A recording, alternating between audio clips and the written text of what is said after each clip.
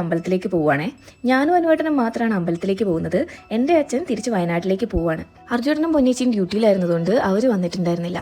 പാപ്പുക്കുട്ടൻ രാവിലെ എഴുന്നേക്കാന്ന് പറഞ്ഞിട്ടുണ്ടായിരുന്നെങ്കിലും രാവിലെ ആയപ്പോൾ ആൾക്ക് മടിയായി. അപ്പോൾ അമ്മയും പാപ്പുക്കുട്ടനും വീട്ടിലായിരുന്നു. ഞാൻ ആദ്യമായിട്ടാണ് ചോറ്റാനിക്കര അമ്പലത്തിൻ്റെ അകത്ത് കയറുന്നത്. അച്ഛന് മോർണിംഗ് ട്രെയിൻ ഉള്ളതുകൊണ്ട് തന്നെ ഞങ്ങൾ ഒരു 7 മണിയൊക്കെ ആയപ്പോഴേക്കും അമ്പലത്തിലേക്ക് ഇറങ്ങിയിട്ടുണ്ടായിരുന്നു.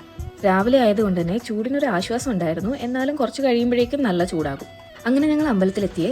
അമ്പലത്തിൻ്റെ ഉള്ളിൽ ഫോട്ടോസും വീഡിയോസും എടുക്കാൻ പാടില്ല എന്ന് അവിടെ ഉണ്ടായിരുന്നു. അതിനെക്കുറിച്ച് ഡീറ്റെയിൽഡ് ആയിട്ട് അറിയില്ലാത്തതുകൊണ്ട് ഞങ്ങൾ അധികം വീഡിയോസൊന്നും എടുത്തിട്ടുണ്ടായിരുന്നില്ല.